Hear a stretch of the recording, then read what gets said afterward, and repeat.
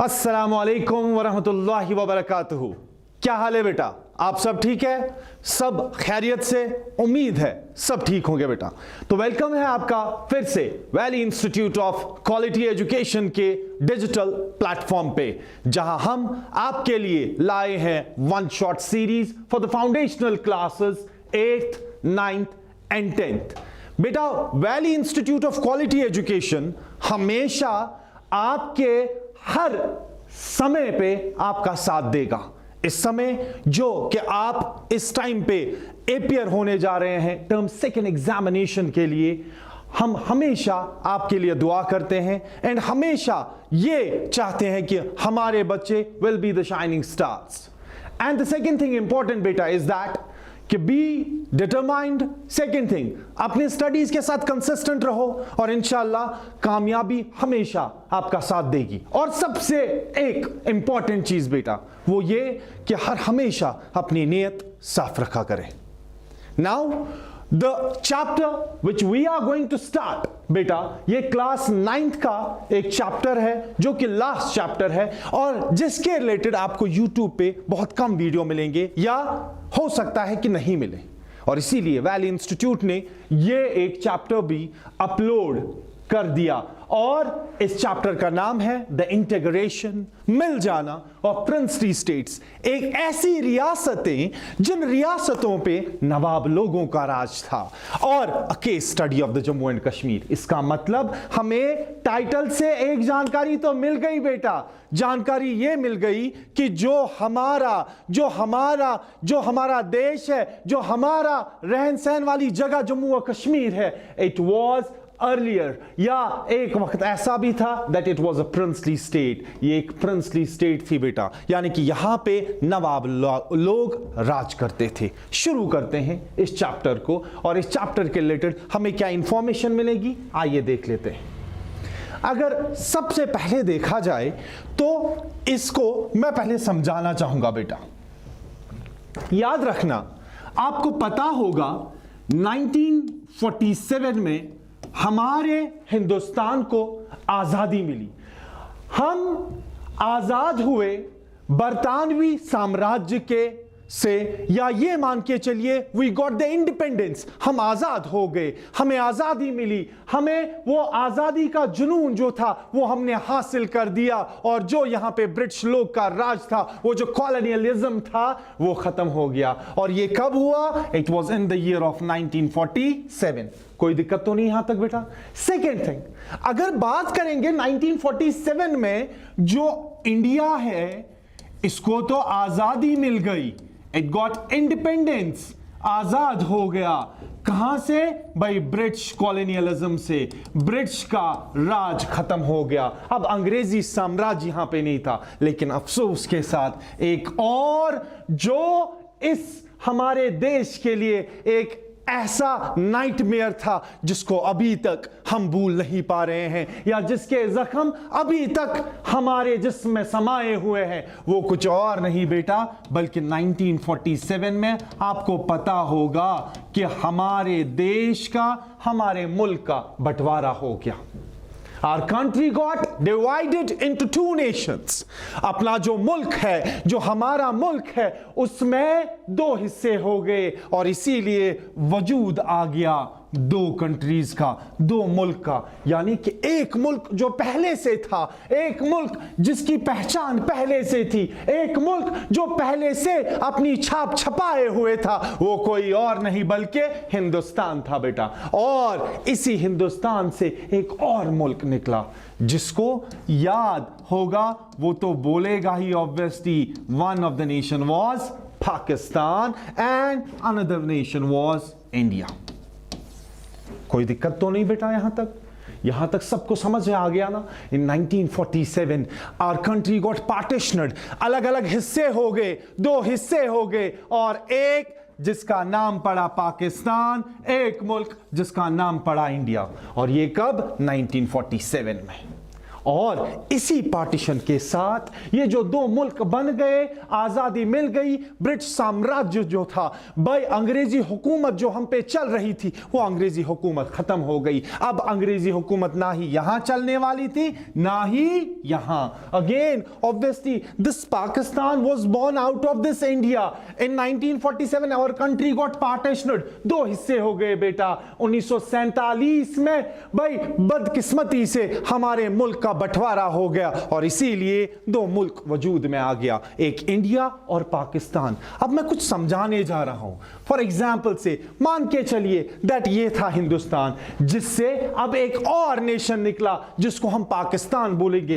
लेकिन बेटा मुझे यह बात बता दीजिए, अगर ये हिंदुस्तान था, इसी से एक और मुल्क निकला जिसको हम बोलते हैं पाकिस्तान। ऑब्वियस सी बात है, कुछ लोग तो इनके साथ रहने वाले थे, कुछ लोग इनके साथ रहने वाले थे, या हम दूसरे अल्फाज में बोल सकेंगे that some of the states want to join the Pakistan, some of the provinces और the states want to join the India.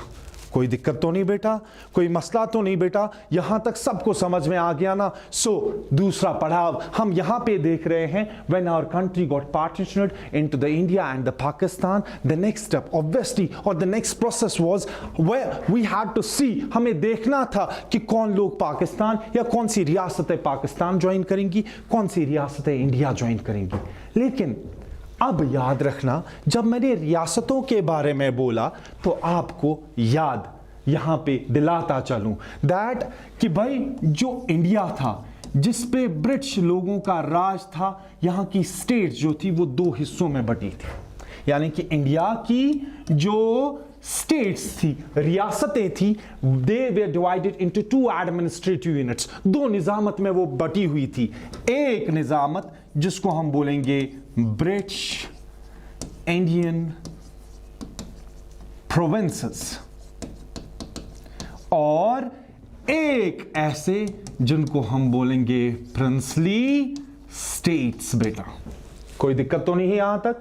मैंने बताया दैट आर इंडिया, जो हमारा हिंदुस्तान था, जब अंग्रेजी साम्राज्य हम पे चल रहा था, जब अंग्रेज हम पे हुकूमत किए जा रहे थे, तो आपको बताते चलूं दैट हिंदुस्तान के प्रोविंसेस मीन स्टेट्स, रियासतों को दो हिस्सों में बांटा था। एक British Indian provinces. Sir British Indian provinces किसको बोलते हैं? जो डायरेक्ट ब्रिटिश के रूल में थे, जिन पे डायरेक्ट ब्रिटिश साम्राज्य अपना राज कर रहा था। डायरेक्ट बोले तो those were directly administrate, those were directly controlled by the Britishers, और इसीलिए उनको हम बोलेंगे British Indian provinces. Now coming to the princely states, यहां पे याद रखना प्रिंसली स्टेट्स जहां पे नवाब लोग राज कर रहे थे, जहां पे शहजादे लोग राज कर रहे थे, जहां पे नवाबों का राज चल रहा था, उन स्टेट्स को बोलते थे प्रिंसली स्टेट्स। सर क्या ये फिर ब्रिटिशर से बचे हुए थे? नहीं, यहां पे इनको सुप्रीमेसी एक्सेप्ट करनी थी,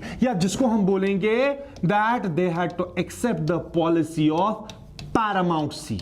पैरामाउंटसी बोले तो भाई हम सुप्रीम नहीं है, हम नवाब लोग सुप्रीम नहीं है, सुप्रीम तो ब्रिटिशर्स हैं। हाँ, अब हम अपनी स्टेट को सिर्फ चला रहे हैं, असल में हमें जवाब देना है ब्रिटिशर्स को। यहां पे खुद ब्रिटिशर राज कर रहा था और यहां पे इनडायरेक्ट रूल चल रहा था, यहां पे नवाब लोग राज कर रहे थे। That's why these states were known as the princely states. कोई दिक्कत तो नहीं? हमने अभी तक क्या पढ़ा? India got divided into India and Pakistan in 1947. After that, the provinces had to join either to the Pakistan or to India. Then after that, I told you that the India provinces or India was administered into two units. One, British Indian provinces, those provinces which were directly controlled by the Britishers, जिन पे direct British का राज चल रहा था। Princely states, भाई ये तो princely states नवाब लोग थे, लेकिन पॉलिसी ऑफ पैरामाउंटसी को एक्सेप्ट कर रहे थे। कोई दिक्कत तो नहीं है यहां तक? अब ऑब्वियसली हिंदुस्तान आजाद हो गया, दो मुल्क बन गए। अब रियासतों को या तो पाकिस्तान ज्वाइन करना है या तो हिंदुस्तान ज्वाइन करना है। याद रखना, असल में तीन ऑप्शंस दिए गए थे प्रिंसली स्टेट्स को। प्रिंसली स्टेट्स की मैंने बात की, यहां पे मैंने प्रोविंसेस, ब्रिटिश इंडियन प्रोविंसेस की बात नहीं की, प्रिंसली स्टेट्स की बात की। इनको असल में तीन ऑप्शंस दिए गए थे बेटा। तीन क्या? आइदर टू ज्वाइन इंडिया, या तो इंडिया ज्वाइन कर लो, आइदर ज्वाइन द पाकिस्तान, या तो पाकिस्तान ज्वाइन कर लो, या आप इंडिपेंडेंट रह लो। इंडिपेंडेंट बोले तो आजाद रह लो, कोई दिक्कत नहीं। लेकिन हाँ, with the span of time, जो उस समय के गवर्नर जनरल थे, जो उस समय बरतानवी हुकूमत ने, ब्रिटिशर्स ने इंडिया का गवर्नर जनरल या वाइस रॉय बनाया था, उसका नाम था लॉर्ड माउंट बैटन।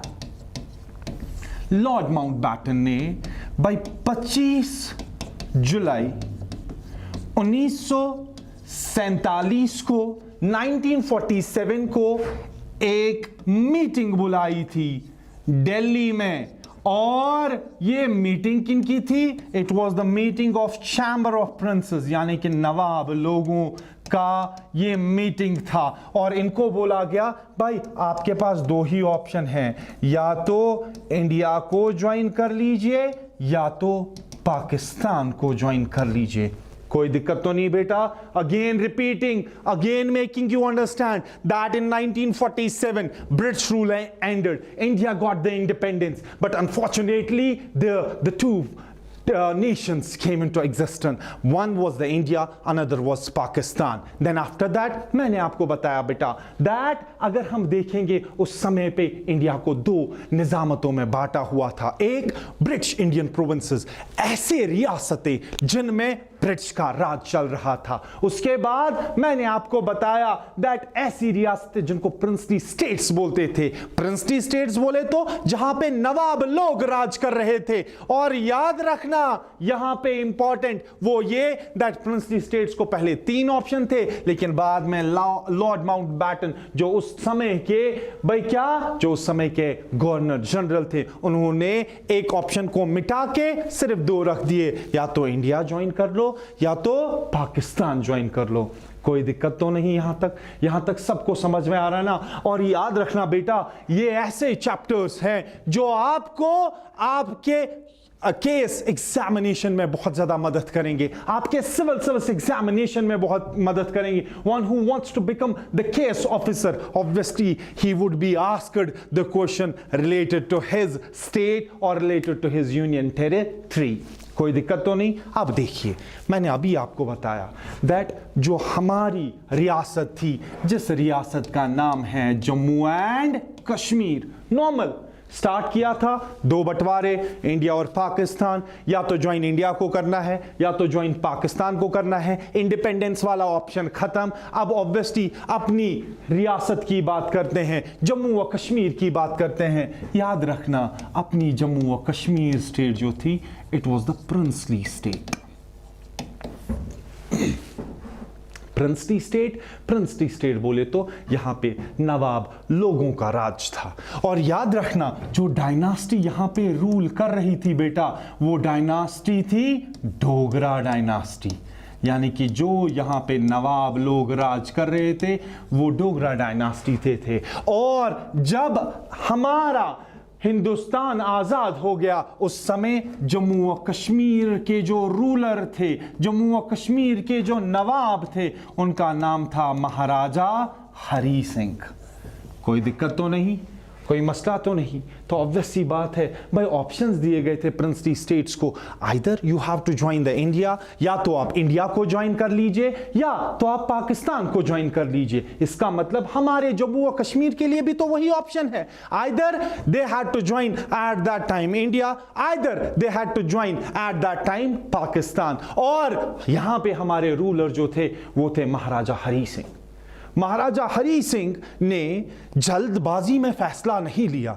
महाराजा हरी सिंह के द्वारा जल्दबाजी में फैसला इसलिए नहीं लिया गया बिकॉज एक ऑप्शन रखा गया था, बताया गया था कि अगर आपको इंडिया या पाकिस्तान ज्वाइन करना है, अपना जियोग्राफिकल कॉन्टिग्यूटी देख लीजिएगा। जियोग्राफिकल कॉन्टिग्यूटी बोले तो भाई आपका तालमेल ज्यादा किसके साथ है, आपके इकोनॉमिक टाइज किनके साथ है, आपके एजुकेशनल टाई अप्स किनके साथ है, यानी कि आप जिनके साथ ट्रेड ज्यादा कर रहे हैं, आपका जहां से ज्यादा ज्योग्राफिया ताल्लुक है, उसी कंट्री को ज्वाइन कीजिएगा, हड़बड़ी में कोई फैसला या जल्दबाजी में कोई फैसला न लीजिएगा। वही हमारे रूलर ने लिया या वही हमारे रूलर ने उस समय किया, उसने जल्दबाजी में कोई फैसला नहीं किया। क्यों? बिकॉज जम्मू और कश्मीर जो है, जम्मू और कश्मीर के रिलेटेड महाराजा हरि सिंह के द्वारा यह बताया गया, and obviously it was the pertinent fact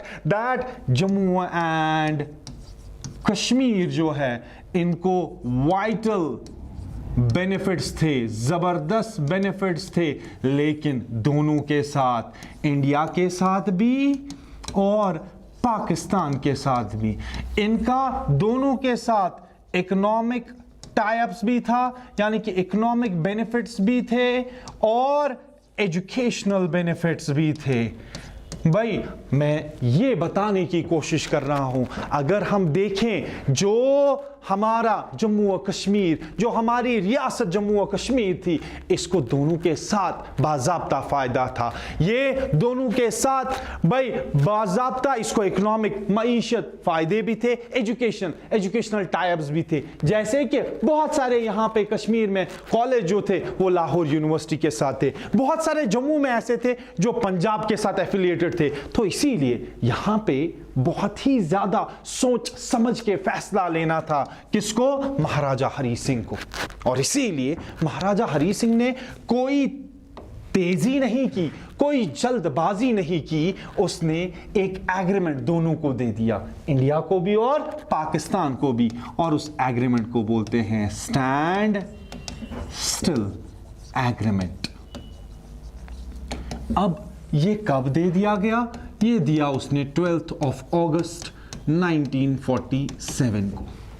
भाई दो उसने दे दिए स्टैंड स्टिल एग्रीमेंट दोनों को, इंडिया को भी और पाकिस्तान को भी। स्टैंड एक ही जगह खड़े रहिए, स्टैंड खड़े रहिए, स्टिल एक ही जगह एग्रीमेंट।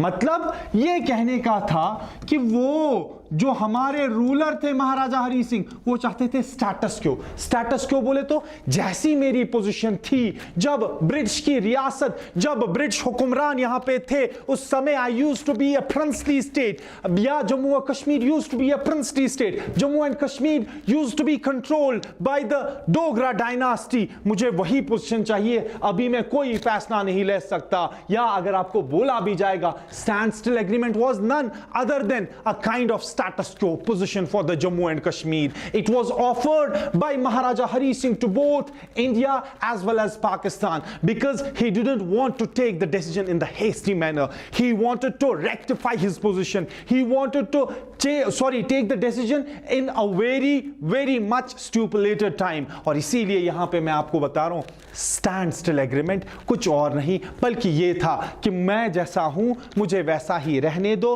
अभी मैं इस पोजीशन में नहीं हूं कि मैं आपके साथ फैसला ले सकूं कि मुझे इंडिया ज्वाइन करना है या पाकिस्तान, और दोनों ने एक्सेप्ट कर दिया। इंडिया ने भी बोला कोई दिक्कत नहीं, आप अपना समय ले लीजिए। पाकिस्तान के द्वारा भी बोला गया कोई दिक्कत नहीं, आप अपना समय ले लीजिए, हमें कोई दिक्कत नहीं, कोई मसला तो नहीं। अभी तक हमने पढ़ा क्या, हमने अभी तक समझा क्या? सिंपल कुछ नहीं, हमने समझा दैट सिर्फ इंडिया दो, पाकिस्तान और इंडिया पार्टीशन हो गया, and obviously states had to decide whether to join India और पाकिस्तान। और इसीलिए स्टेट्स दो हिसाब से थी, एक तो ब्रिटिश इंडियन प्रोविंसेस, दूसरा princely states. Princely states obviously इनको पहले बोला गया था इंडिपेंडेंस का, फिर वो भी खत्म, फिर इनको बोला गया या तो इंडिया या तो पाकिस्तान। अपनी केस स्टडी जम्मू और कश्मीर की देख लेते हैं। डोगरा डायनास्टी राज कर रही थी, लास्ट के रूलर महाराजा हरि सिंह थे। जम्मू और कश्मीर जो है महाराजा हरि सिंह जिसके रूलर थे, और ऑब्वियसली बात है ये इस समय बहुत ज्यादा सोच समझ के डिसीजन लेना चाहते थे बिकॉज फायदे दोनों के साथ थे। यानी कि भाई अगर एक को ज्वाइन किया दूसरे का नुकसान हो रहा था, या ये मान के चलिए कि हमें दोनों के साथ फायदे मिल रहे थे, और इसीलिए हम ये सोच रहे थे करें क्या, और इसीलिए हमने एक एग्रीमेंट दे दिया standstill agreement. Standstill agreement that we used to have a status quo position, यानी कि जैसे हम ब्रिटिश के राज्य में थे अभी हमें वैसा ही रहने दीजिए, हम अभी किसी के साथ जुड़ना नहीं चाहते। Both India and Pakistan accepted. मैंने बताया बोथ, दोनों, India as well as Pakistan accepted, दोनों ने एक्सेप्ट कर लिया। कोई दिक्कत तो नहीं इधर तक, कोई मसला तो नहीं इधर तक। लेकिन हाँ बेटा, अब यहाँ पे आपको याद रखना है, because today we are a part of the India, we have acceded with the India. ऐसा कब हुआ, कैसे हुआ, वो नॉलेज हमें यहाँ पे मिलेगी। क्यों? बिकॉज याद रखना बेटा, यहाँ पे हुआ क्या, दो इंसिडेंट्स हो गए, दो वाकयात हो गए जिन्होंने बाज़ाब्ता काया ही पलट दी। या ये मान के चलिए दैट दो ऐसे वाकयात हो गए जिसके बाद हमारे रूलर महाराजा हरी सिंह, जो उस समय के रूलर थे जम्मू और कश्मीर के, उनके द्वारा फैसला लिया गया दैट द टाइम हैज़ केम, भाई वक्त आ गया है, हमें इंडिया के साथ ही मिल जाना है। इसी में हमारी बिल्कुल फ़ायदा की बात है, या ये हमारे लिए एक अच्छी बात है that we have to accede towards the India, और इससे बढ़िया कोई ऑप्शन हमारे लिए नहीं। ऐसा क्यों हुआ? बिकॉज टू इंसिडेंट्स हैपेंड, दो वाकयात हो गए, दो वाकयात रोनुमा हो गए, और उसकी वजह से हमारे महाराजा हरी सिंह ने बोला दैट हाँ भाई अब यहां पे हम और कुछ नहीं कर सकते। और हुआ क्या, हमें यहां पे बोला जाता है, एक इंसिडेंट था गुरदासपुर वाला इंसिडेंट, और याद रखना दूसरा इंसिडेंट था जिसको हम बोलते हैं ट्राइबल इन्वेजन। ट्राइबल इन्वेजन मैंने बताया, two incidents changed the fate of the Jammu and Kashmir. Two incidents led to the result of the Jammu and Kashmir acceded towards the India. One incident was the Gurdaspur incident and another incident was the tribal invasion incident. अगर गुरदासपुर की बात करें बेटा, भाई Radcliffe, यहां पे एक और जानकारी आपको देता चलूं, that the boundary line between the India and Pakistan is known as Radcliffe line, and the person who is behind the demarcation of the boundary between the India and the Pakistan, उनका नाम था sir Cyril Radcliffe. I am again repeating, sir Cyril Radcliffe. He was the person behind the demarcation of the boundary between the India and the Pakistan. और इसीलिए India और पाकिस्तान के boundary line के बीच में जो होता है उसको हम बोलते हैं दैट इज क्या, रैडक्लिफ लाइन. और इसी तरीके से एक और चीज मुझे याद आ गई, that Sri Lanka and India is separated by Gulf of Mannar or Pak Strait. India and China are separated by the McMahon line. These are the boundary names or the names of the boundary line. कोई दिक्कत तो नहीं. अभी यहां की ओर गुरदासपुर, असल में हुआ क्या, जो रैडक्लिफ कमीशन थी, रैडक्लिफ कमीशन जो थी, यानी कि जो ब्रिटिश के द्वारा थी डिमार्केशन बाउंड्री के लिए, भाई गुरदासपुर के रिलेटेड एक बहुत लंबी स्टोरी भी है, लेकिन हाँ मैं नटशल आपको यहाँ पे बताना चाहूँ दैट गुरदासपुर में 4 तहसील थे, या गुरदासपुर को लेकर एक, सबसे पहला मैं खुद गुरदासपुर का लिखूंगा, उसके बाद सेकेंड बटाला, उसके बाद यहाँ पे मैं पठानकोट लिखूंगा, और उसके बाद शाकरगढ़. बिकॉज हो सकता है आपकी बुक ने ये यहाँ पे एक थोड़ी सी गलत इंफॉर्मेशन हो गई है, मैं फिर भी आपको यहाँ पे वो बोल दूंगा, because so that you would remember this. आप चेक भी कर सकते हैं बेटा इसको गूगल से. पहली चीज, रैडक्लिफ कमीशन ने गुरदासपुर के 4 तहसील इंक्लूडिंग द गुरदासपुर, बटाला, पठानकोट और Shakargarh, it was awarded to India. किसको अवार्ड दिया गया? ये इंडिया को. यानी कि मेरे कहने का मकसद है, these 4 districts, these 4 places, these 4 areas were added to the Indian nation. इनको इंडिया को सौंपा गया, इनकी बाज़ाब्ता निजामत, इनका कंट्रोल इंडिया के अंडर में दिया गया. लेकिन यहां पे मैं आपको लाजमन ये बताना चाहूंगा, चारों के 4 नहीं दिए गए थे, सिर्फ ये 3 दिए गए थे. और शाकरगढ़ अगर आप देखोगे आज की तारीख में भी ये असल में पाकिस्तान के साथ है. यानी कि मैंने बताया that 3 of the districts were awarded to India and Shakargarh is in Pakistan. Shakargarh जो है उसको सौंपा गया पाकिस्तान को, जिसकी वजह से असल में पाकिस्तान का ये एक्सपेक्ट था, पाकिस्तान ये एक्सपेक्ट कर रहे थे चारों चारों के चारों डिस्ट्रिक्ट्स उन्हें दिए जाएंगे, चारों के चारों तहसील्स उनको दिए जाएंगे। लेकिन ऐसा हुआ नहीं, सिर्फ शाकरगढ़ उनको दिया गया because of the majority of the Muslims, और ये 3 दिए गए इंडिया को। कोई दिक्कत तो नहीं, हो गया एक incident. Again 2 incidents changed the fate of the Jammu and Kashmir. One was Gurdaspur incident, another tribal invasion. Tribal invasion के रिलेटेड आपको याद होना चाहिए, आप अपने घर में बड़ों से भी पूछ सकते हो, वो आपको बताएंगे कश्मीर में that it's Kapil war. Kapil war बोले तो कबीले वाली लड़ाई, या ये मान के चलिए दैट ट्राइबल इन्वेजन बोले तो इन्वेड हमला कर देना। ट्राइबल कुछ कबीले वाले थे, उनके द्वारा ये हमला किया गया। याद रखना ये ट्राइबल्स असल में थे कौन? सिंपल याद रखना, दे वर द पश्तून्स। ये पश्तून्स थे और कहां से आए थे? ये आए थे नॉर्थ वेस्ट फ्रंटियर एरिया से, यानी कि इंडिया के नॉर्थ वेस्ट एरिया से। And simply they were backed by Pakistani forces, यानी कि बाज़ाब्ता पाकिस्तान की जो फोर्स है उन्होंने ज़बरदस्त इनको हिमायत की थी और इन्होंने जम्मू और कश्मीर पे हमला किया। इट वाज 22 अक्टूबर 1947, 22 अक्टूबर 1947 को पश्तून्स आए, कबाइले आए और उन्होंने हमला बोल दिया किस पे? जम्मू और कश्मीर पे। रोड जो ले लिया था उस रोड को हम बोलते हैं मानशेरा मुजफ्फराबाद रोड। ये आज़ाद कश्मीर या पाकिस्तान ऑक्युपाइड जम्मू और कश्मीर का रास्ता है, इसी रास्ते से होके आए थे। एंड ये आते आते ऑब्वियसली भाई इन्होंने उड़ी तक का सफर तय किया था और वहां पे एक बहुत बड़ा पावर प्रोजेक्ट जो entire facility power electric supply दे रहा था, एक पावर प्लांट जिसको हम बोलते हैं मोहरा पावर प्लांट, जो आज की तारीख में भी उधर पे है, वहां तक पहुंच के उसको डिस्ट्रॉय भी कर दिया। हम again saying 2 incidents changed the fate of the Jammu and Kashmir.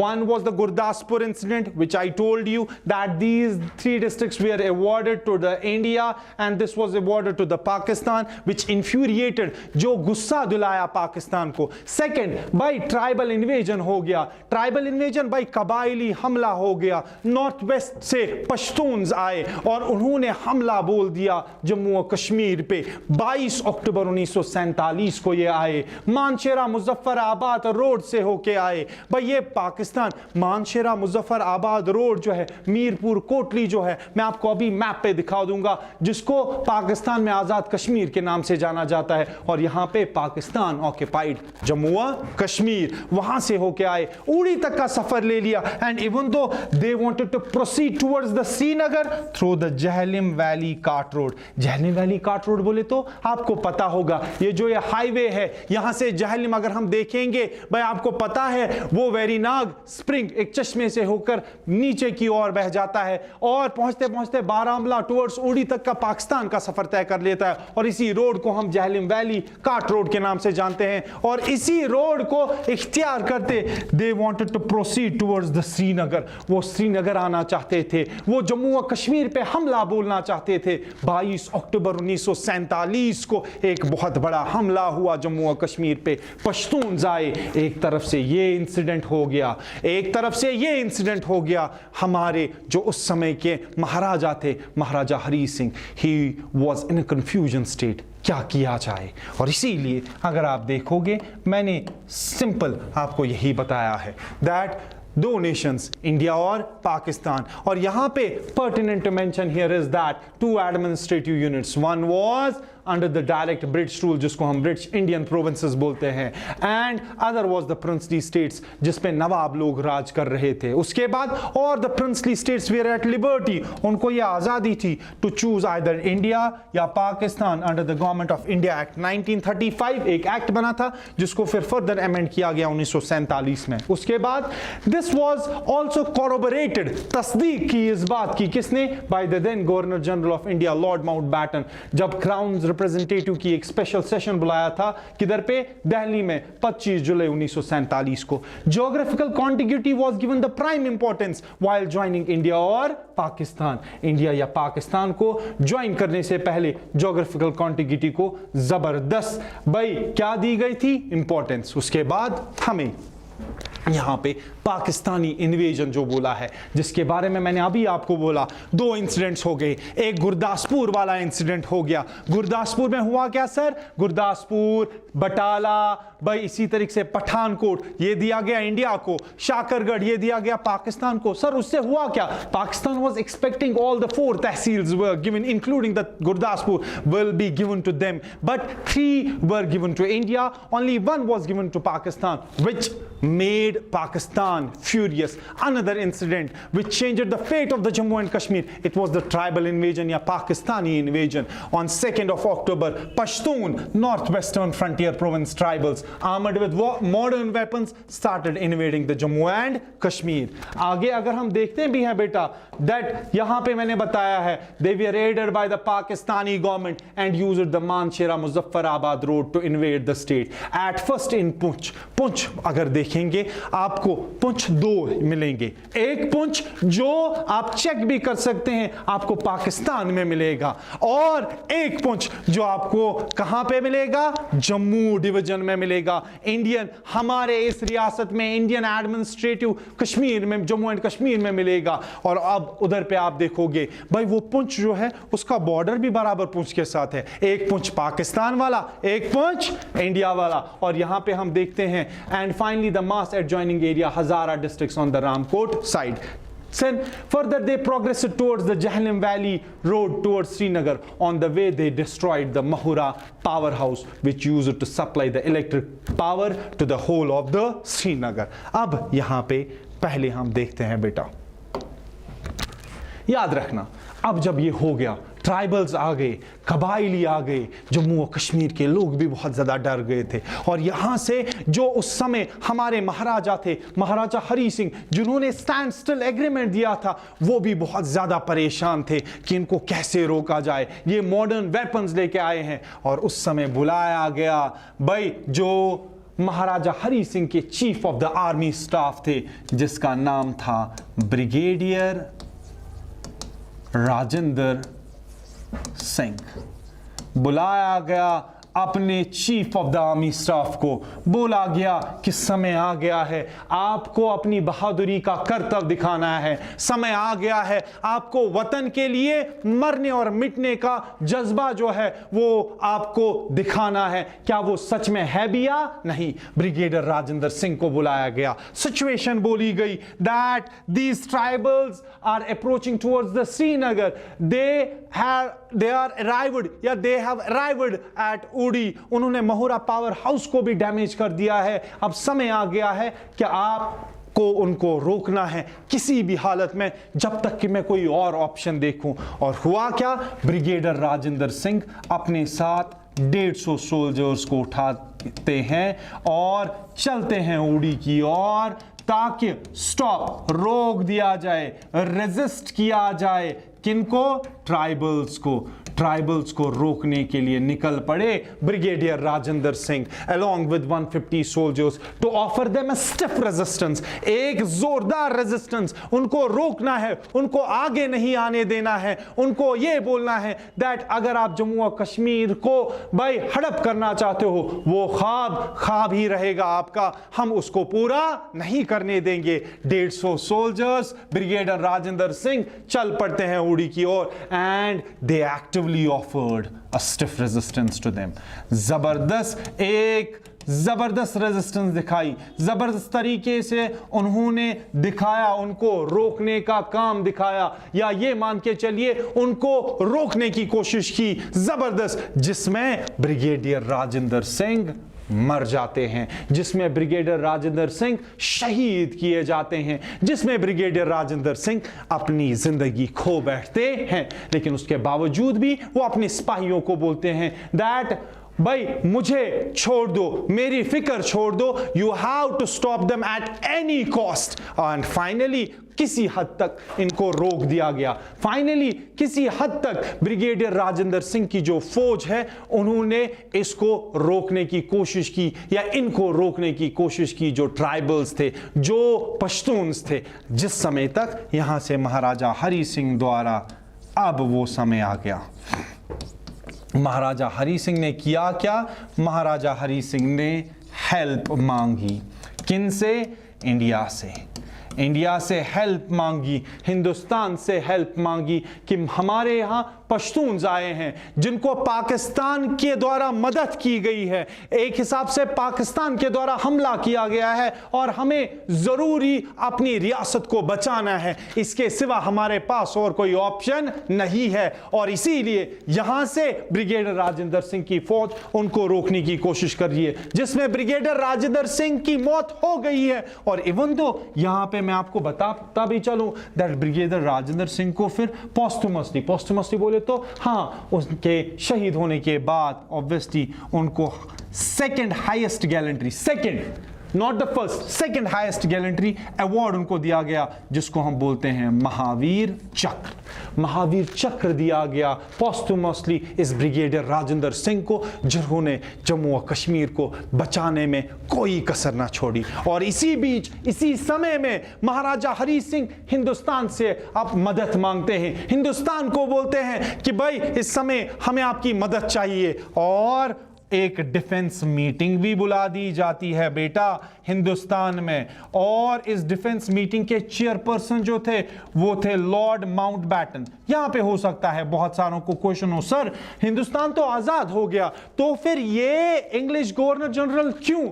Hindustan ने बोला इसी लॉर्ड माउंटबैटन को या ब्रिटिशर्स को, जब तक हम अपना एडमिनिस्ट्रेटिव सेटअप अच्छे से नहीं करें तब तक आप हमारे यहां गवर्नर जनरल रहिए। और इसीलिए अभी शुरुआत ही आजादी हुई थी तो डिफेंस मीटिंग बुलाई गई। लॉर्ड माउंटबैटन इसके चेयरमैनशिप थे और उन्होंने महाराजा हरि सिंह की रिक्वेस्ट एक्सेप्ट कर दी। 25 अक्टूबर 1947 को यह मीटिंग बुलाई गई। और 25 अक्टूबर 1947 को भाई जो महाराजा हरि सिंह के द्वारा मदद मांगी गई थी, जो महाराजा हरि सिंह के द्वारा इंडिया को बोला गया था कि मुझे आपकी मदद चाहिए, मैं आपकी मदद चाहता हूं, मुझे पश्तून से बचाइए, मेरे इस रियासत को पश्तून से बचाइए। तो ऑब्वियस सी बात है, हाँ उसको बोला गया हम मदद करने के लिए तैयार हैं, लेकिन हमारी भी कुछ कंडीशंस है। कंडीशंस बोले तो कुछ रूल्स, अगर हमें आपकी मदद करनी भी है, लेकिन जो भी प्रिंसली स्टेट है उनको इंडिया के साथ ज्वाइन करने के लिए जो बाज़ाब्ता 1935 एक्ट में बोला भी गया था दैट उनको साइन करना है IOA। IOA बोले तो instrument of accession, instrument of accession sign करना होगा। जब आप साइन करेंगे तब जाके हम आपकी मदद करेंगे। और हुआ भी क्या, फाइनली महाराजा हरि सिंह जो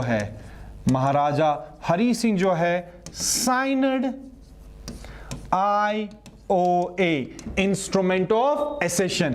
कब साइन किया? It was on 26 October 1947। और इसी के साथ J&K, Jammu and Kashmir, became a part of India. वहीं पे हमारा एसेशन, वहीं पे हम मिल गए किसके साथ? इंडिया के साथ। बेटा कोई दिक्कत तो नहीं हुई, कोई प्रॉब्लम तो नहीं हुई, आराम से समझ लो बेटा, कोई दिक्कत नहीं, कोई मसला नहीं। मैंने सबसे पहले बताया 1947 में दो मुल्क बन गए, इंडिया और पाकिस्तान। मैंने उसके बाद आपको बताया बेटा दैट हाँ इंडिया में दो प्रकार की स्टेट्स थी, एक स्टेट प्रिंसली स्टेट, एक state British Indian provinces. British Indian provinces either to join India और Pakistan. Same for the princely states. हमारी प्रिंसली स्टेट जम्मू और कश्मीर थी। जम्मू और कश्मीर जो है, जम्मू और कश्मीर को बताया गया भाई आपको भी या तो इंडिया ज्वाइन करना है या तो Pakistan.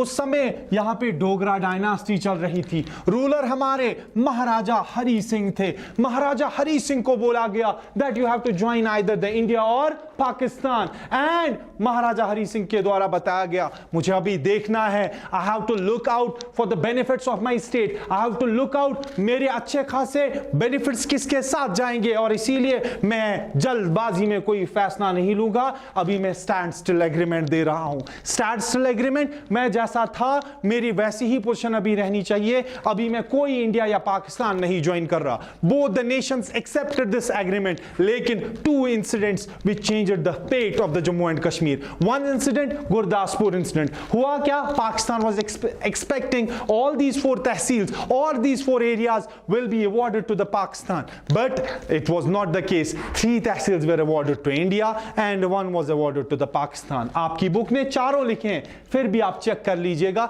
शाकरगढ़ is in Pakistan. Second, tribal invasion. Tribal invasion बोले तो जहां पे कबायली वॉर था। कबायली वॉर बोले तो जहां पे कबीले वालों ने हमला किया। पश्तून्स आए, उन्होंने जम्मू और कश्मीर पे हमला बोल दिया। इनको पाकिस्तानी फोर्सेस ने मदद की थी। इन्होंने पावर प्रोजेक्ट को डिस्ट्रॉय कर दिया और ये चाहते थे श्रीनगर आना, और बुलाया गया ब्रिगेडियर राजेंद्र सिंह को, जो chief of the army staff थे महाराजा हरि सिंह के। वो आ गए अपने 150 सोल्जर्स के साथ उड़ी की ओर चले गए। उन्होंने जबरदस्त रोकने की कोशिश की, जिसमें ब्रिगेडियर राजेंद्र सिंह शहीद भी होते हैं और उनको सेकंड हाईएस्ट गैलेंट्री अवार्ड दिया जाता है। इसी बीच महाराज हरि सिंह जो है वो इंडिया के साथ कांटेक्ट करके ये बताते हैं कि हमें आपकी मदद चाहिए। वहां पे डिफेंस मीटिंग बुलाई जाती है और गवर्नर जनरल जो उस समय थे लॉर्ड माउंटबैटन मान लेते हैं, लेकिन शर्त था आपको इंस्ट्रूमेंट ऑफ एसेशन साइन करना है। क्यों? Because it was a rule for the princely states that before coming to any of the nations they have to sign the instrument of accession. Instrument of accession sign किया गया कब? 26 October 1947 को। 26 October 1947 को जब ये sign किया गया, then उसी समय पर इंडिया जो है उसके इहाते में, उसके ताज पे एक और रियासत आ गई। वो रियासत कोई और नहीं बल्कि जम्मू व कश्मीर थी, और जम्मू व कश्मीर में नवाब राज खत्म।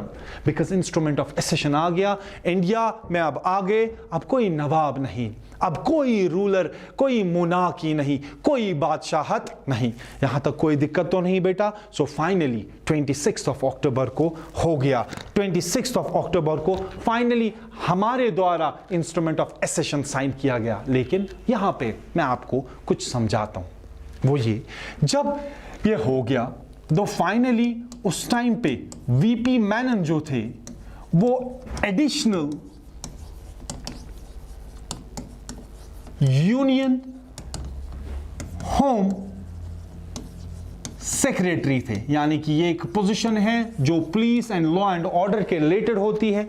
ये एक आईएएस पोस्ट होती है। भाई इनके द्वारा जबरदस्त एक मीटिंग बुलाई गई इनकी एडवाइस पे, और इनके प्लान के मुताबिक 27 अक्टूबर 1947 इंडियन आर्मी आ गई। इंडियन आर्मी ने लैंड किया किधर पे? श्रीनगर में। So on 27th of October 1947, Indian Army landed in Srinagar, which had to play a key role. किस हिसाब से? In defeating these tribals, in defeating these Pashtuns. So finally 27 अक्टूबर 1947 को यहां पे इंडियन आर्मी आ गई, और जो सबसे पहला नाम हम पढ़ेंगे वो है कर्नल दीवान रंजीत राय। मैं अभी पढ़ा दूंगा आपको बेटा सारे के अभी तक। लेकिन एक चीज याद रखिएगा, 22 अक्टूबर पश्तून्स आए, 25 अक्टूबर डिफेंस मीटिंग लॉर्ड माउंटबैटन के द्वारा, 26 अक्टूबर इंस्ट्रूमेंट ऑफ एसेशन, और 27 अक्टूबर इंडियन आर्मी आ गई। कोई दिक्कत तो नहीं बेटा? यहां तक सबको समझ में आ गया? ये देखिए, at this time brigadier Rajendra Singh, the then chief of the army staff, was called to hold the enemy at Udi at all coasters. ये उड़ी बारामूला में है. Owing to this situation, Maharaja asked for the military help from the Indian Dominion, which was duly accepted, जिसको accept भी किया गया by the defense meeting on 25th of October 1947 under the chairmanship of Lord Mountbatten. Maharaja Hari Singh signed the instrument of accession with India on 26th of October 1947 और finally 27th of October 1947 को यहाँ पे army आती है. On 27th of October, military help was provided to महाराजा हरी सिंह या जम्मू और कश्मीर को. और सबसे पहले नाम मैंने यहाँ पे लिस्ट लिखा है, आराम से समझेंगे, कोई दिक्कत नहीं, आराम से समझिएगा, कोई प्रॉब्लम नहीं. सबसे पहले लेफ्टिनेंट कर्नल दीवान रंजीत राय, ये सबसे पहले ऑफिसर आते हैं जो यहां पे लैंड करते हैं और जो डायरेक्ट सफर करते हैं किसका, उड़ी का, और वहां पे रोकते हैं किनको, ट्राइबल्स को. एंड हाँ, अफसोस के साथ ये उधर पे शहीद किए जाते हैं. He was martyred there. कौन, Diwan Ranjit Rai. And he is the first recipient, पहले लेने वाला, क्या, पोस्टुमसली. भाई शहीद होने के बाद इनको भी दिया गया था second highest gallantry award, that is Mahavir Chakra. Mahavir Chakra इनको दिया गया. किनको, लेफ्टिनेंट कर्नल दीवान रंजीत राय. इसके खिलाफ अगर हमें आएगा भी, write a short note on lieutenant colonel Diwan Ranjit Rai. He was the army officer who landed in Srinagar on 27th of October 1947. He offered an active resistance to the tribals even though he defeated them, and he was martyred at that time, and he was offered the second highest gallantry award, that is the Mahavir Chakra. हमें यहाँ पे ये किस brigade से थे, कहाँ से थे, वो याद रखने की कोई ज़रूरत नहीं बेटा. सिंपल, इन्होंने कहाँ पे अपनी बहादुरी का करतब दिखाया. Second, major Somnath Sharma. अगर आप एयरपोर्ट जाएंगे बेटा, जब भी एयरपोर्ट जाएंगे, एयरपोर्ट में सबसे पहले देख लेगा आपको बीच में पुतला मिल जाएगा, स्टैचू मिल जाएगा मेजर सोमनाथ शर्मा का. क्यों? बिकॉज इनके द्वारा जबरदस्त करतब दिखाया गया 3 नवंबर 1947 को. कहां पे? In the battle of Budgam. Battle of Budgam के द्वारा. भाई ये वही पाकिस्तानी इन्वेजन्स को रोक रहे थे. अब यहां पे बहुत सारों को कंफ्यूजन होगा, सर पाकिस्तानी इन्वेजन कहां कहां से हो रहा था. याद रखना मेरी बात, मैंने जब आपको अभी बोला दैट ये मानशेरा मुजफ्फराबाद रोड से आए, हम आगे जाके मैप में देखेंगे, मैं आपको मैप में दिखा दूंगा दैट कि हाँ भाई सच में हमारे बॉर्डर जो है बहुत सारी जगह से हम पाकिस्तान के साथ क्लोज रिलेटेड है. अगर आप जम्मू जाओगे, राजौरी या पुंछ एरिया में जाओगे, वहां से भी आपको पाकिस्तानी बॉर्डर दिखेगा. अगर आप यहां से कुपवारा साइड से जाओगे, बारामूला साइड से जाओगे, पाकिस्तानी जो बॉर्डर लाइन है वो बहुत ज्यादा क्लोज दिखेगी, जिसकी वजह से हमला बहुत सारी जगहों पे हो रहा था. इसी तरीके से बैटल ऑफ बड़गाम जो है, ये जो पश्तूनजादे हैं, आधों ने रास्ता इख्तियार कर लिया था, गुलमर्ग से होके वो आए थे, और इसीलिए 3 नवंबर 1947 को battle of Budgam, Budgam district जो है वहां पे एक बैटल हुई, और मेजर सोमनाथ शर्मा ने जबरदस्त करतब यहां पे दिखाया और पाकिस्तानी फोर्सेस को हराया. और ऑब्वियस सी बात है, असल में ये जो बैटल ऑफ बड़गाम है, वहां पे पाकिस्तानी फोर्सेस चाहते थे एयरपोर्ट पे कब्जा कर लेना, लेकिन मेजर सोमनाथ शर्मा ने उनकी इस बड़े प्लान को भाई फेल कर दिया, और इसीलिए this major Somnath Sharma was awarded the highest gallantry award. और वो highest gallantry award क्या है? That is परमवीर चक्र.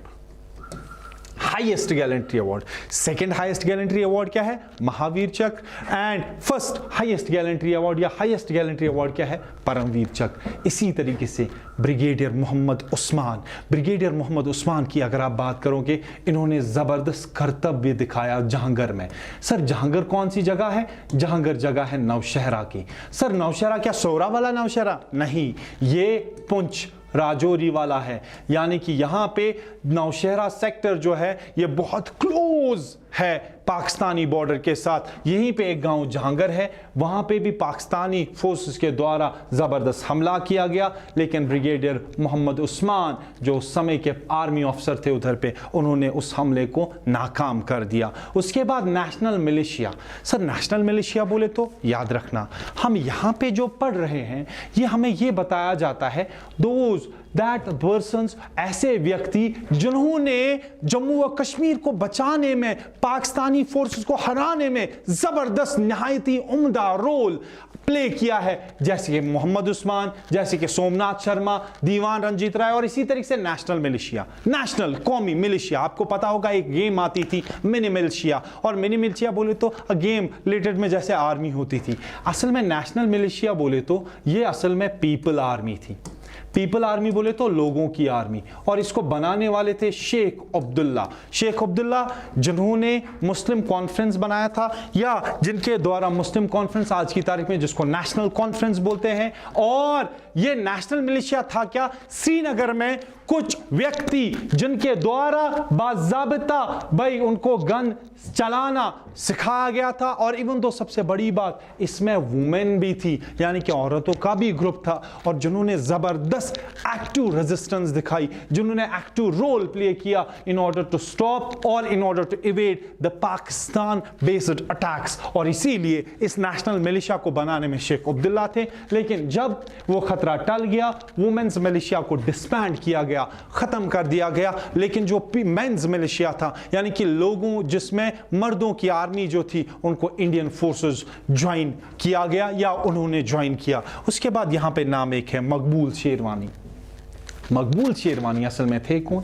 He was NC worker, national conference के एक वर्कर थे, बारामूला से रहने वाले थे, जो अपने वतन के साथ बहुत ज़्यादा मोहब्बत करते थे, जो इंडिया से भी बहुत ज़्यादा मोहब्बत करते थे। और सबसे बड़ी बात यह है दैट क्या इन्होंने भी ज़बरदस्त उम्दा रोल किया। क्यों? बिकॉज ये बराबर उसी व्यक्ति या उसी लाइन पे थे दैट हिंदू मुस्लिम सिख ईसाई सब आपस में भाई भाई। इसके द्वारा मकबूल शेरवानी के द्वारा बहुत सारे पाकिस्तानी मिलिटेंट्स को, बहुत सारे पाकिस्तानी अटैकर्स को ही मिसलेड देम, वो उनको गलत रास्ता बताता था, जिसकी वजह से आगे उनको मार दिया जाता था। लेकिन फाइनली इसने भी अपनी जान गंवा दी। ही वॉज पब्लिकली एग्जीक्यूटेड, उसको दिन दोहराए सबके सामने मार दिया गया। किस लिहाज से? बिकॉज ऑब्वियसली दे या he used to mislead the militants. लेकिन हाँ, इसने भी अपनी जान गंवाई, और इसीलिए शहीद शेरवानी जो है, याद रखना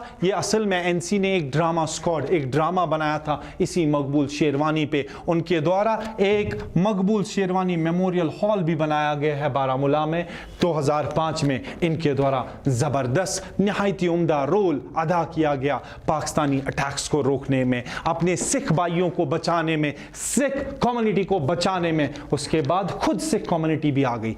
दे organised them into the groups known as jathas. Jathas बोले तो वो इकट्ठे रहते थे और ग्रुप को बताया जाता था जाठास। इनकी जो वुमेन्स थी, दे डिस्गेस देमसेल्व्स, उन्होंने अपना बेस बदल के जबरदस्त उम्दा रोल निभाया ताकि पाकिस्तानी बेस्ड अटैक्स को रोके या उनको खत्म कर सके। इसी तरीके से हम बात अब करते हैं लद्दाख की। याद रखना मेरा बेटा, लद्दाख की हम बात कर रहे हैं। लद्दाख में जो सबसे पहले हम बात करेंगे यह है कुशोक बकुला रिम्पोचे। यह असल में एक साधु थे, एक जबरदस्त हाईली रिवर्ड साधु जो थे, जिन्होंने पाकिस्तानी बेस्ड अटैक को भी रोका। अब सर लद्दाख से अटैक कहां से? याद रखना, हम अभी आगे जाके समझेंगे, मैप के जरिए मैं समझा दूंगा। गिलगित एजेंसी जो है वो पाकिस्तान बेस्ड है, वहां से अटैक हो रहे थे लद्दाख पर। कुशोक बकुला रिम्पोचे एक मॉन्क थे और साधु थे। इनके द्वारा हुआ क्या, या इन्होंने क्या मदद की? इन्होंने एक बड़े से जमीन को कन्वर्ट कर दिया लैंडिंग स्ट्रिप में। लैंडिंग स्ट्रिप बोले तो जहां पे हवाई जहाज, जहां पे फाइटर जेट्स लैंड कर सके। इन्होंने एक ओपन जमीन को which belong to the Pethub monastery, भाई उसको कन्वर्ट कर दिया एक लैंडिंग स्ट्रिप में। Converted open land into the landing strip, जिसकी वजह से जो उस टाइम के एक पायलट थे जिनका नाम था Mehar Singh, which enabled the pilot Mehar Singh to land in Leh, जो लेह में आगे मई 24, 1948 में। हम डिफरेंट पर्सपेक्टिव से पढ़ रहे हैं, कहां कहां से अटैक्स हो रहे थे, लेकिन हाँ जम्मू और कश्मीर के लोग मिलके इन अटैक्स को रोक रहे थे। 24 May 1948 Kushok Bakula Rinpoche, a highly revered monk, converted an open land into a landing strip which enabled मेहर सिंह, एक पायलट जो फाइटर जेट पायलट, उनको नीचे उतारने में या लैंड करने में मदद की। और उस समय एक ऑफिसर जिनका नाम है मेजर जनरल थिमैया, इनके द्वारा क्या किया गया भाई, बाज़ाब्ता जोजिला पहाड़ पे चढ़ के, जोजिला पहाड़ पे जब वो चढ़े वहां से इन्होंने 25 पाकिस्तानी बंकर्स को खत्म कर दिया। So obviously they were the persons. These were the distinguished personalities which played a key role in defending the Jammu and Kashmir, in offering an active resistance to the Pakistani-based attacks, in order to evade the attacks from the Pakistan, or in order to show their mass courage to the Pakistan. So इनके द्वारा एक ज़बरदस्त उम्दा role निभाया गया, इनके द्वारा ज़बरदस्त एक एक्टिव रेजिस्टेंस दिखाई गई ताकि ये पाकिस्तानी बेस्ड अटैक को भाई भगा सके। These were the persons. हाँ अब याद रखना, ये आर्मी ऑफिसर, नेशनल मिलिशिया लोगों का, मकबूल शेरवानी एक एनसी वर्कर, सिख कम्युनिटी, इसी तरीके से एक हाईली रिवर्ड मॉन्क, और इसी तरीके से मेजर जनरल थिमैया। कोई दिक्कत तो नहीं इधर तक बेटा? यहां तक सबको समझ में आया? आई होप यहां तक सबको समझ में आ गया होगा। अब बेटा यहां तक तो हम समझ गए that who were the persons which played an active role in offering an active resistance in defending the Jammu and Kashmir from the Pakistani invaders. लेकिन हाँ यहां पे एक सब टॉपिक है जिसको हम गिलगित एजेंसी बोलते हैं। गिलगित एजेंसी को समझने से पहले बेटा मैं आपको यह समझा दूंगा। बेटा याद रखना, अगर आप देखोगे मैं यहां पे दिखा रहा हूं आपको बेटा that this is the Gilgit agency. ये गिलगित एजेंसी है, या आप इसको गिलगित बल्तिस्तान बोलो, लेकिन हां साथ ही में आप याद रखो if this is the Gilgit Baltistan, आप याद रखो ये देखिए ये श्रीनगर है, यहां से ये करगिल है, ये जम्मू और कश्मीर का मैप। मैं कुछ समझा रहा हूं दैट दिस गिलगित बल्तिस्तान आज की तारीख में याद रखना ये पाकिस्तान के अंडर में है, अंडर द पाकिस्तान, यानी कि इस पे कब्जा पाकिस्तान का है। लेकिन मैं आपको यह बताना चाहूंगा असल में ये जो जम्मू और कश्मीर का मैप है इसमें यह भी आता था, गिलगित बल्तिस्तान भी आता था। अब मैं समझाना क्या चाह रहा हूं आपको, वो ये गिलगित बल्तिस्तान अगर जम्मू और कश्मीर के मैप में आता था, जब हमारे महाराजा हरी सिंह ने इंस्ट्रूमेंट ऑफ एसेशन साइन कर लिया, देन कॉमन सेंस ही बात है this Gilgit Baltistan was also the area किसका, इंडिया का, बिकॉज जम्मू और कश्मीर ने जब इंडिया के साथ एसेशन कर दिया तो कॉमन सेंस ही बात है ये एरिया भी तो उसका हो गया। लेकिन इस एरिया को छीना किसने, पाकिस्तान ने। हो गया एक चीज। सेकेंड थिंग मैं आपको यह बताना चाहूंगा, इस गिलगित बल्तिस्तान को असल में लीज पे दिया था महाराजा हरी सिंह ने ब्रिटिशर्स को, ताकि रशियन इन्वेजन से बचा जा सके और ब्रिटिशर अपनी आर्मी उधर पे खड़ी कर सके। जब ब्रिटिशर यहां से निकल गए, हम इंडिया के साथ एसीड हो गए, देन कॉमन सेंस ही बात है this area used to be the part of the India, but unfortunately it was grabbed, it was snatched by the Pakistan. हो गया एक चीज। अब ध्यान से मेरी बात समझिए, अगर आप देखोगे मैंने आपको बताया है Gilgit agency which was given on lease for 60 years to the British by Maharaja Hari Singh was also occupied by Pakistan. This territory was a part of the princely state of Jammu and Kashmir and legally became a part of Indian Union, obviously because हमने instrument of accession sign किया था after signing the instrument of accession by the Maharaja of Jammu and Kashmir। हो गया Gilgit agency. अब यहां पे जो मैंने लिखा है Pakistan occupied Jammu and Kashmir, this is something else, this has nothing to do with the Gilgit agency.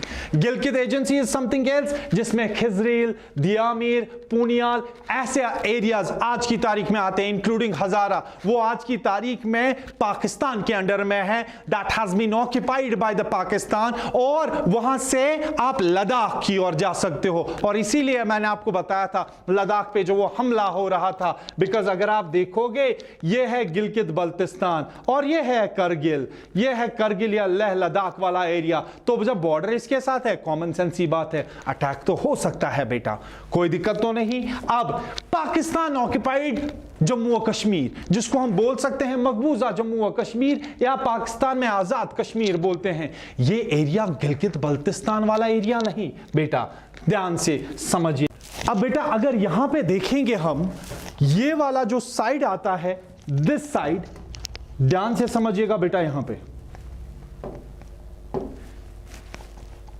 ये वाला साइड जो है, ये वाला साइड आता है हमारा आजाद कश्मीर, ये है ऊपर वाला गिलगित बल्तिस्तान वाला एरिया, ये आजाद कश्मीर वाला एरिया। अगर आप देखोगे बेटा, यहीं से आपको रावलकोट या सियालकोट, मीरपुर, कोटली, यहां से आगे जाके अगर केरल वाला एरिया वो भी आता है, लेकिन इस साइड से गिलगित, मेरे कहने का मकसद या जो मैं समझाना चाहता हूं, यानी कि हमारे eastern side, sorry western side से यहां से हमारा आता है दैट इज आजाद कश्मीर, और आजाद कश्मीर के ईस्टर्न साइड से आता है क्या, जम्मू व कश्मीर। कोई दिक्कत तो नहीं यहां तक बेटा। ये देखिए, ये हमारा जम्मू व कश्मीर है और ये आजाद कश्मीर है, जहां पे रावलकोट, जहां पे सियालकोट, मीरपुर कोटली, मानशेरा, मुजफ्फराबाद, ये वाले एरिया आते हैं। गिलगित बल्तिस्तान वाला एरिया लेह लद्दाख के साइड से आता है, और इसीलिए हम अब लास्ट पे आते हैं, बिकॉज ये रावलकोट या सियालकोट ऐसे वाले एरिया को भी ग्रैब किया पाकिस्तान ने,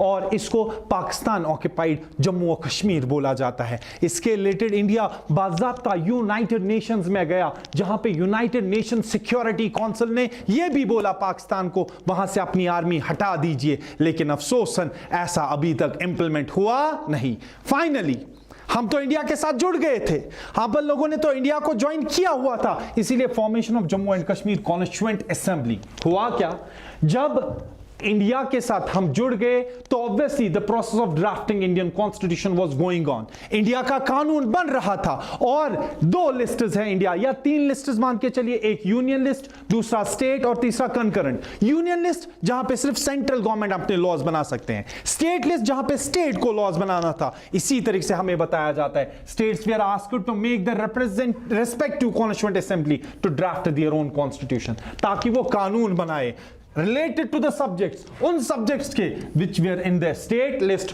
जो state list में थे। तो इसी तरीके से अपने जम्मू और कश्मीर को भी बताया गया। लेकिन हाँ, यहां पे एक इंपॉर्टेंट चीज जो मैं समझाना चाहता हूं, आपको पता होगी दैट अपना जो कॉन्स्टिट्यूशन है इंडिया का, वो 26 नवंबर 1949 में कंप्लीट अडॉप्ट हुआ और 26 जनवरी 1950 को एनफोर्स हो गया। मैं कुछ समझाना चाहता हूं, आप देखिए, on 25 of November 1949 the regent बोले तो जो मोनार्क के बाद एक रियासत को संभाले, उस समय के जो रिजेंट थे उनका बेटा खुद युवराज करण सिंह था। करण सिंह के द्वारा क्या बताया गया, ये देखिए, मेड अ प्रोक्लेमेशन, एक फरमान दिया that the provisions of the Indian constitution from the date of its commencement, जब से इंडिया का कानून बन गया, supersedes and abrogates all those constituent provisions which are currently in force of Jammu and Kashmir. यानी कि युवराज करण सिंह के द्वारा यह बताया गया कि इंडिया का कानून बन गया है और अब जम्मू और कश्मीर के जो अपने आर्टिकल्स कानून है वो चलने वाले नहीं। क्यों? सुपरसीड्स, अब बस इंडिया का कानून ऊपर रहेगा, जम्मू और कश्मीर का नहीं। इसीलिए from the date of its commence abrogates all those, जो मोनार्क बादशाह के टाइम पे जो लॉज रेगुलेशंस थे अब वो चलने वाले नहीं, अब इंडिया का कानून चलेगा। कोई दिक्कत तो नहीं। लेकिन हाँ, states were asked to form the respective constituent assembly. इसी तरीके से अपन लोगों ने भी कॉन्स्टिट्यूएंट असेंबली, कानून साज असेंबली बनाई, जिनको कानून बनाना था जम्मू और कश्मीर के रिलेटेड। और उस समय 75 सीट्स अलॉट थी, ये मैंने पढ़ाया है electoral politics of Jammu and Kashmir में। 75 की 75 सीट्स एनसी ने हासिल कर ली। और मिली कब हमारी कानून साज असेंबली? वो मिली थी 31 अक्टूबर 1951 और हमारा कानून बनना स्टार्ट हो गया था 6 फेब 1954 को। इस कानून साज असेंबली ने एक्सेप्ट कर लिया क्या? Accession towards the Jammu and Kashmir, sorry, accession towards India of Jammu and Kashmir. यानी कि ये जो कानून साज असेंबली थी, इनके द्वारा बताया गया कि अब हम मिल गए हैं इंडिया के साथ और फाइनली अपना कानून यानी कि जम्मू और कश्मीर का कानून बना 26 जनवरी 1957 में। सो इसीलिए स्टार्ट कब हुआ? 31 अक्टूबर 1951 को, और खत्म कब हुआ या कब लागू हो गया? 26 जनवरी 1957। और अगर कंप्लीट की एक और डेट है, याद रखना, हम अभी इस डेट पे हमने एनफोर्स किया, लागू किया, लेकिन 17 नवंबर 1956, सॉरी हाँ 17 नवंबर 1956 जो है उस समय पे अपना कानून जो है वो कंप्लीट हुआ था, और इस डेट पे हमने एनफोर्स किया। This ends our chapter the integration of Jammu and Kashmir, या the integration of princely state of Jammu and Kashmir. Till then बेटा, stay safe and be determined and consistent. अल्लाह हाफिज। हमारे YouTube channel as well as Instagram पे continuously आप active रहिए, आपको continuously updates मिल जाएंगी। करंट सेशन जो है उसके लिए भी एडमिशन प्रोसेस चल रहे हैं। टिल देन, अल्लाह हाफिज।